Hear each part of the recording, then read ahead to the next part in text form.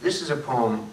One of my best friends is a guy who's a physician in Toronto, in Quebec.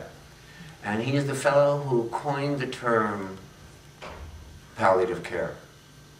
He is dying now in an extraordinary environment. He's had pieces of his intestine put into his esophagus, he's into his eustachian tube, and he's had all kinds of operations that he should have died from and didn't. But now he's slowly failing. But he fails in God's hands. This fellow is as pure a soul as I've ever met. He retired recently, and one of the poems that I've sent him over the years that he's seen changes over is the poem I'm about to read. This is his favorite poem.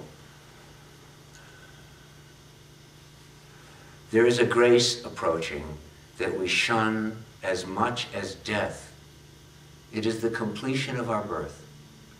It does not come in time, but in timelessness, when the mind sinks into the heart and we remember. It is an insistent grace that draws us to the edge and beckons us surrender safe territory and enter our enormity. We know we must pass beyond knowing and fear the shedding.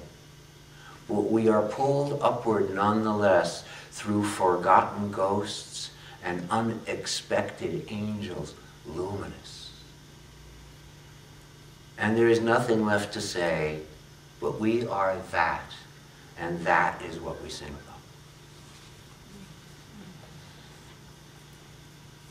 This is called Half-Life.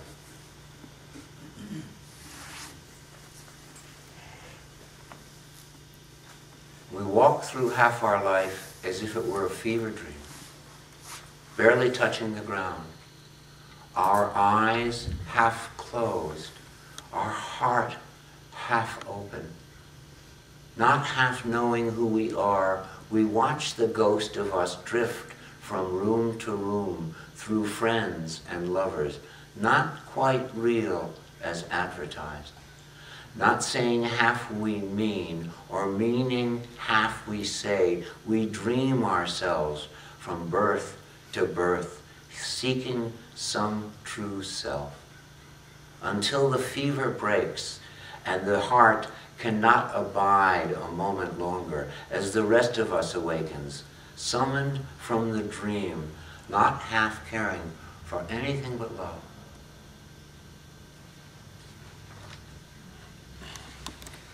It's amazing how many people have been drawn to that poem. How many people recognize that their life is a fever dream. And those of you who know, who've had fever dreams, I remember when our daughter had a fever dream one time. She talked about floating over the house and she was scared. I said, oh no, go with it. I mean, this is something to learn. The more we know about fever dreams, the more you'll know when they arise in a relationship. The more you'll know when they arise, when urges come. When too quickly we move towards something without sensing our relationship to it. As I read this poetry, it reminds me, we were just talking, somebody mentioned Trungpa.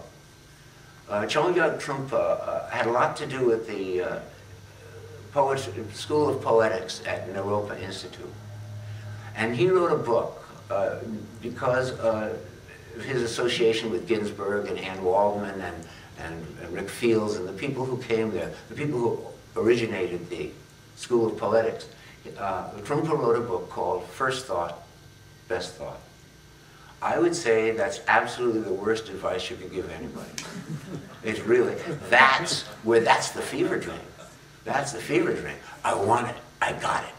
Gee, how come my hand's on fire? Oh, it'll go out. I've got it, I've got it. He was talking about poetry, and I'm not even sure that's true of poetry. I don't think it is. But I know he was meaning good things when he said it.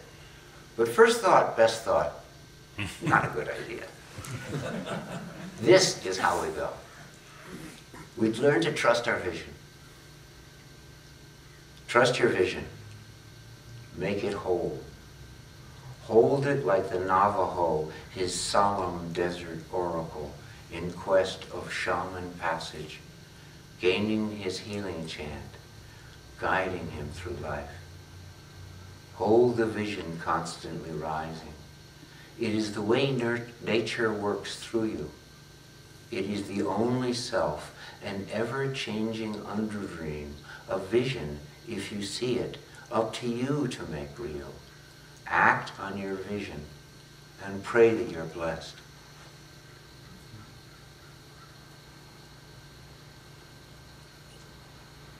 I'm getting high reading this stuff.